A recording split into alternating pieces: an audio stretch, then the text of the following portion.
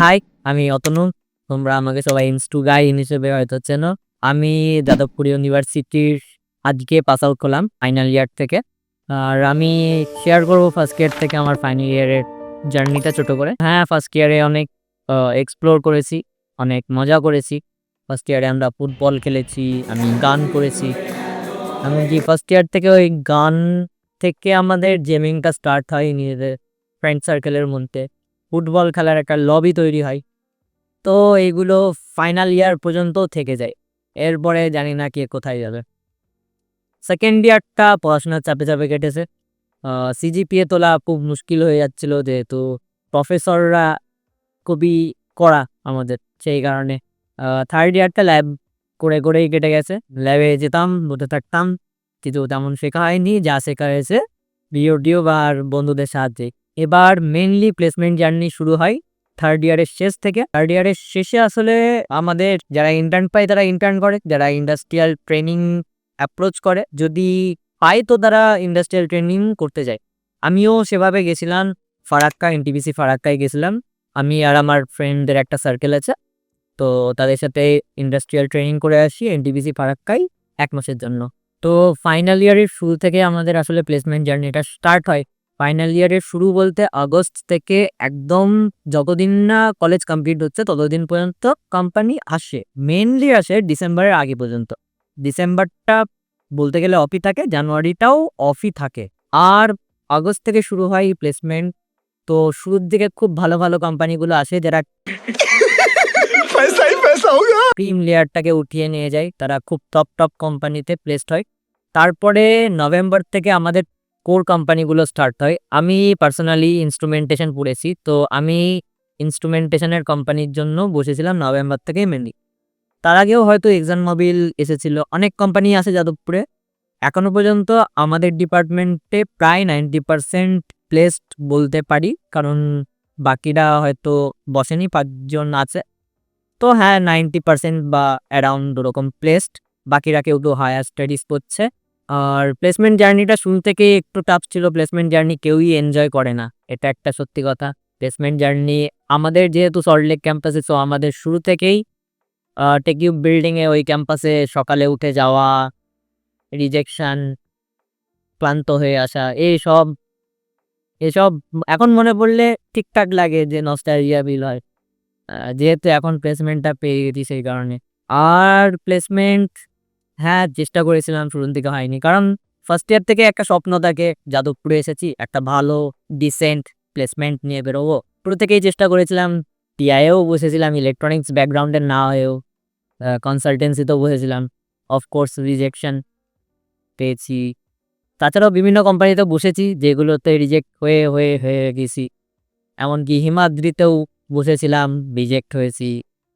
আরও অনেক কোম্পানি আছে, আমি লিস্ট খুলে যদি বলি তো ইডাব্লিউসিতে রিজেক্ট হয়েছি, জেডএস রিজেক্ট হয়েছি, এক্সন মোবিলে রিজেক্ট হয়েছি, বেকটেল ইন্ডিয়ায় রিজেক্ট হয়েছি, আরআইএল এ রিজেক্ট হয়েছি, হিমাদ্রিতে রিজেক্ট হয়েছি, এডাব্লিউএল রিজেক্ট, জেএসডাব্লিউ রিজেক্ট। এরপরে একটা কোম্পানি আছে আদিত্য বিড়লা, আমার এখনও ডেট মনে আছে, 1 ডিসেম্বর আছে। যেহেতু প্রথম চাকরি, তো সেই হিসেবে আমার ডেটটাও মনে আছে। তো ওই ইন্টারভিউতে প্রথমে হয়েছিল জিডি রাউন্ড, না, কোনো একটা কোম্পানি যদি আসে তাহলে তার কিছু প্রসিডিওর থাকে। প্রথমে হয় ওয়ে অনলাইন অ্যাসেসমেন্ট, যেটা আমাদের কখনো বাড়ি বসেও দিতে হতে পারে, অথবা টিকিট বিল্ডিংয়ে গিয়েও এমসিকিউ টাইপের কিছু কোয়েশ্চেন থাকে, যেগুলো আমাদের সলভ করতে হয়।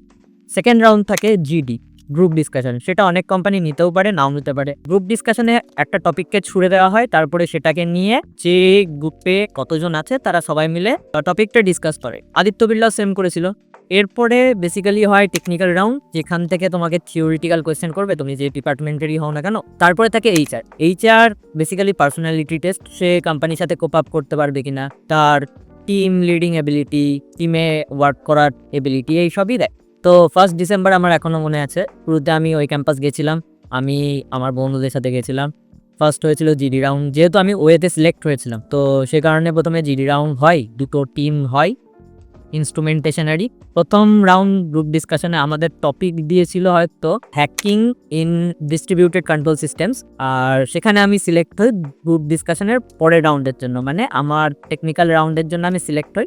আর কিছু কিছু কোম্পানি থাকে যেগুলো টেকনিক্যাল আর এইচআর একসাথেই নেয়। তো সেহেতু আদিত্য বিড়লাও সেম কাজ করেছিল, টেকনিক্যাল আর এইচআর একসাথে হয়েছিল। আর টেকনিক্যালটা আমি খুব ভালো দিয়েছিলাম, মানে আমি বেরিয়ে এসে বুঝতে পেরেছিলাম যে হ্যাঁ এটাতে হতে পারে আদিত্য বিড়লা। আর খুব খুশিও ছিলাম যে হয়তো হয়ে যাবে। আর আর কোম্পানিটা শুনেছি সিনিয়রদের কাছ থেকে খুবই ভালো। আদিত্য বিড়লা একটা ভালো কোম্পানি, ডিসেন্ট কোম্পানি। তো যখন প্রায় 5:30টার পরে শীতকালের সন্ধ্যার অন্ধকার নেমে গেছে, এই সময় দেবায়ুদ আমাদের পিসি ও রুম থেকে বেরিয়ে এসে বলে যে হয়ে গেছে, এবার খাওয়াও। তো আমি বিশ্বাস করতে পারি না, কারণ গ্রুপে এখনো কোনো মেসেজ আসেনি অফিসিয়াল। তো কিছুক্ষণ পরেই আসলে মেসেজটা আসে, তারপরে শুরু হয় বন্ধুদের হাতে কেলানি। বন্ধুরা একটুখানি মেয়েরে আদর দেয় যে হ্যাঁ ভাই তুই প্লেস, চাকরিটা পেয়ে গেছি, কিন্তু বেলাবোস নেই। এটা গেল আমার ফার্স্ট জব, 1 ডিসেম্বর।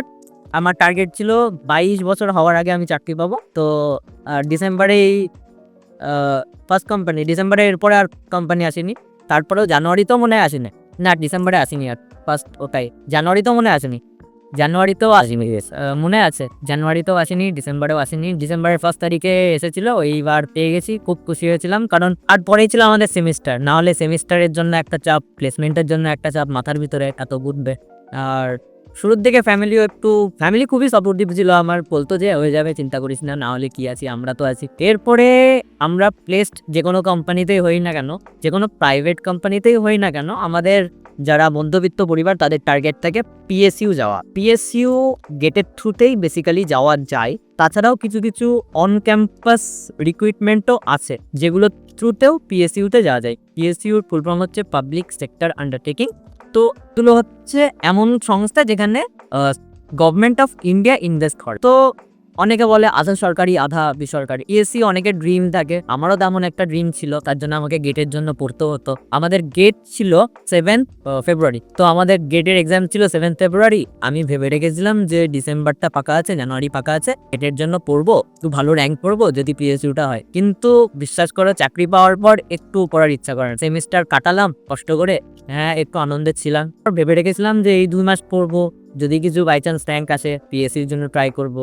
বাড়িরও একটা ড্রিম ছিল যে পিএসইউ না, একটা চাকরি যেটা সরকারি বলতে পারে, যে ছেলে সরকারি চাকরি করছে। যাই হোক, এর আগে আমি জানতাম যাদবপুরে অন ক্যাম্পাসে পিএসইউ রিক্রুটমেন্ট হয়। গত বছর আমি একটা দিদি যে গেলে পেয়েছিল, একটা দাদা যে বিপিসিএল এ পেয়েছিল, তো তাদের সাথে ইন্টারভিউ করেছি, লিঙ্ক ডেসক্রিপশনে দিয়ে দেবো। তো হ্যাঁ, গেল আর বিপিসিএল আসে যাদবপুর ইউনিভার্সিটিতে, যেটা ইনস্ট্রুমেন্টেশন হায়ার করে। তাছাড়াও কিছু কিছু পিএসইউ আসে যেমন ইআইএল, কিন্তু সেগুলো ইনস্ট্রুমেন্টেশন ভ্যাকেন্সি তেমন থাকে না, অন্য ডিপার্টমেন্টকে অ্যালাউ করে। প্রথমে আমার এখনো ডেট মনে আছে, 5 ফেব্রুয়ারি এসেছিল BPCL, Bharat petroleum corporation limited. তো আসে, এর কিছু একটুখানি স্ট্রিক্ট প্রসিডিওর থাকে। তো বিপিসিএল আসে রীতিমতো, বিপিসিএল এর রিক্রুটমেন্ট প্রসেস কিছুটা স্ট্রিক্ট থাকে। প্রথমে আর ডকুমেন্ট ভেরিফিকেশন, এরা ফার্স্ট ইয়ার থেকে যত দূর সেমিস্টার রয়েছে তার ডেট কার্ড চেক করে, হার্ড কপি চেক করে, আরও কিছু কিছু ডকুমেন্টস যেমন ক্যাটাগরি থাকলে ক্যাটাগরি সার্টিফিকেট, আধার কার্ড, প্যান কার্ড, এটসেট্রা, ডোমিসাইলস, এই সমস্ত কিছু ইম্পর্টেন্ট ডকুমেন্টস চেক করে, হার্ড কপিও, জেরক্সও। আর আমার প্রসিডিওর ছিল 3টে রাউন্ড হয়েছিল বেসিক্যালি, যেটা document verification, next technical interview, তারপরে হয়েছিল এইচআর ইন্টারভিউ। টেকনিক্যালে ওরা টেকনিক্যাল ইন্টারভিউতে আমার সিভি থেকে প্রচণ্ড প্রশ্ন করেছিল, পিএলসি বাগেরা, যারা ইনস্ট্রুমেন্টেশন পড়েছো তারা হয়তো জানো।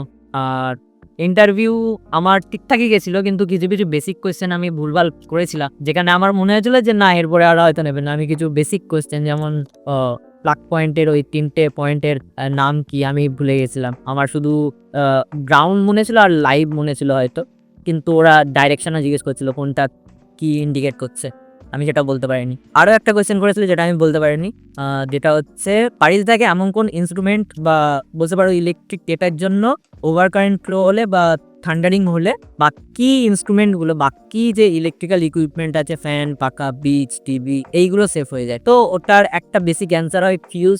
এখন যেটা বাড়িতে লাগাই সেটা হচ্ছে এমসিবি, মিনিয়েচার সার্কিট ব্রেকার। তো সেটা আমি একদমই বলতে পারিনি, থতমত খেয়ে গেছিলাম। আমি বুঝেছিলাম বেরিয়ে যে না আর হচ্ছে না, কিন্তু হয়ে গেছিল, কারণ আমি পিএলসি থেকে বা আমার প্রজেক্ট থেকে বা আরও ইনস্ট্রুমেন্টেশনের যে কোনো কোয়েশ্চেন ছিল আমি সব বলে দিয়েছিলাম। তো হ্যাঁ, ওই কারণে হয়তো আমাকে সেকেন্ড রাউন্ডের জন্য একটা ফর্ম দিয়েছিল। হ্যাঁ, সেই দিনের একটা ঘটনা বলি। সেদিন আমি একটু ল্যাদ খেয়ে গেছিলাম যে একটা চাকরি তো পেয়ে গেছি, এবার মনে হয় না হবে। আর আমার থেকেও ভালো ভালো সিজিপিএ ওয়ালা লোক ছিল, আর ভালো ভালো ক্যান্ডিডেট ছিল। আমি ভেবেছিলাম যে এরা আছে তো আমি কি করেই পেতে পারি, কিন্তু এখানে টুইস্ট, আমার প্যান্ট কাঁচা ছিল না, আমার জামা কাঁচা ছিল না, দাগ লেগেছিল, আমি বেল্ট পরে যাইনি। আমার এখনো মনে আছে আমি ওখানে যে ইন্টারভিউ দিতে যাবো, আমি সোহম রয়ের মনে হয় বেল্ট বা স্বপ্নেশ গাঙ্গুলির বেল্ট পরে নিয়ে গেছিলাম। একটু চেঞ্জ করতে হয়েছিল। তো বেরোচ্ছি, ও খুলে দিচ্ছে, আমি পরে যাচ্ছি। তারপরে বাথরুমে ঢুকে গান টান করা, আড্ডা বেড়ে, স্বপ্নেশ আর আমি এখনো মনে আছে অবছালো মন দিয়েছিলাম। তো এইসব জিনিসগুলো মনে থাকবে যে হ্যাঁ, মানে ক্যাজুয়ালি জিনিসটাকে নিচ্ছি, কিন্তু ইন্টারভিউ আমার ওভারঅল ঠিকঠাকই গেছিলো টেকনিক্যালটা। তারপরে টেকনিক্যালের পরে যখন এইচআর হলো, একটা ফর্ম দিয়েছিল, ফর্ম ফিল আপের পর ভেবে রেখেছিলাম যে ফর্ম থেকে কিছু জিজ্ঞেস করবে প্রজেক্ট বাগেরা নিয়ে।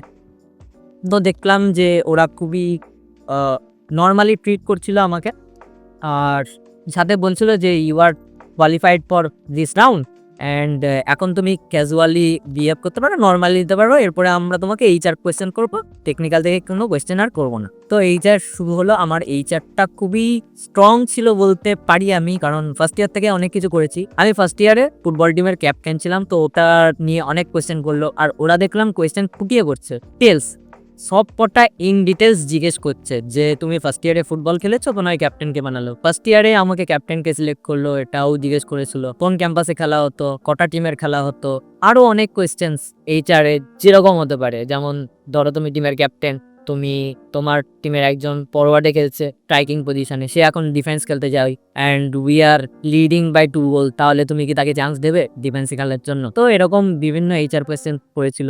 নেক্সট হয়েছিল আমার ইউটিউব চ্যানেল নিয়ে একটু, যে ইউটিউবে কি করো। তারপরে test series and mentorship programme নিয়ে, যেটা WBJEE 2026-এর জন্য আমি করেছিলাম। তার আগেও একটা ছিল ফ্রি, বাট 2026-এরটা পেড ছিল। ওখান থেকেও কিছু কোয়েশ্চেন হচ্ছিল যে কতজন WBJEE এক্সামের জন্য তোমার কাছে এনরোল করেছিল, কতজন অ্যাকচুয়ালি যাদবপুর পেয়েছে, ভালো র্যাঙ্ক করেছে, এই সমস্ত সব কিছু খুঁটিয়ে দিয়েছ। 3জন নিয়েছিল রাউন্ডটা, আমার এখনো মনে আছে। আর টেকনিক্যাল নিয়েছিল 6জন। 6জনের কাছে আমার সিভি ছিল, এই সমস্ত কিছু আমার মনে আছে। আর ফাইনালি আমাকে জিজ্ঞেস করেছিল যে আর কিছু কি তুমি বলতে চাও, যে আর কিছু করেছিল বা করেছিলে, বা আর কোনো কোর্সের সাথে কি তুমি জড়িত, বা আর কি করেছো। দেখলাম যে ওরা একটু ইন্টারেস্টেড অ্যান্ড আমার ব্যাপারেও জানতে চাইছে। তো আমি বললাম যে হ্যাঁ, পৃথিবীর পাঠশালা নামে একটা যাদবপুরের ইনিশিয়েটিভ আছে, যেখানে আমি রিমোট এরিয়া বা বস্তি এরিয়াতে গিয়ে বাচ্চাদের পড়াতাম, ওদের কাছ থেকে অনেক কিছু শিখতেও পেতাম। তাই জাস্ট আমার লাস্ট সেন্টেন্স ছিল। তারপরে আমি বেরিয়ে আসি, ওয়েট করি, রেজাল্ট সেই দিন দেয়নি। 5 তারিখে ইন্টারভিউ হয়েছিল, 6 তারিখে রেজাল্ট দিয়েছিল, 7 তারিখে আমার গেট। তো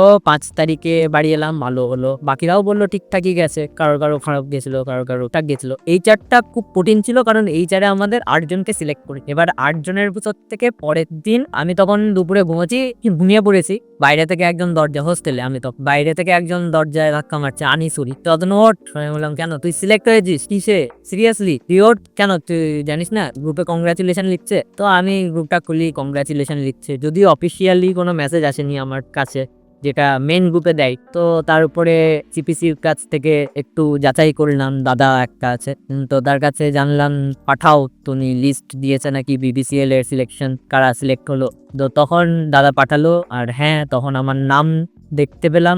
আমি খুব খুশি ছিলাম, বাড়িতেও খুব খুশি। বাড়িতে যখন ফোন করলাম, এটা আমার সারা জীবন মনে থাকবে। খুব ভালো লেগেছিল যখন আমি নিজের নাম ওই BBCL এর সিলেকশন দেখলাম। যে তো ওই দিনটা ভালো লেগেছিল। বাবাকে কল করলাম, মাকে কল করলাম, সবার আগে মাকে কল করি, মাকে জানালাম, মাকেও খুশি, পাড়াতে বললো। ওই দিনটা খুব ভালো কেটেছিল। আমি এমনকি রাতে ঘুমোতে পারি। পরের দিন আমার গেট পরীক্ষা ছিল, বাড়িতে বলছিল দিতে হবে না, চলে ভাবলাম শেষবারের মতো দেবো, যখন একবার দিয়েই যায়, আর ডিসকোয়ালিফাইড, ঠিক আছে। আর তো এই ছিল আমার প্লেসমেন্ট জার্নি। আমার ডেটগুলো সব মনে আছে, যেহেতু ফার্স্ট চাকরি, সেকেন্ড চাকরি, সরকারি চাকরি। অনেকে বলে, অনেকে বলবে না। তো ওভারঅল প্লেসমেন্ট খুব ভালো গেছে, খুব ভালো ভালো বন্ধু পেয়েছি। যাদবপুর আমায় অনেক কিছু দিয়েছে। আর যারা যাদবপুরকে এম করছে তাদের জন্য বলবো, পড়তে থাকো বন্ধু, পরে যাদবপুরে আসো। আমি তো বেরোচ্ছি, এরপরে দেখা হবে।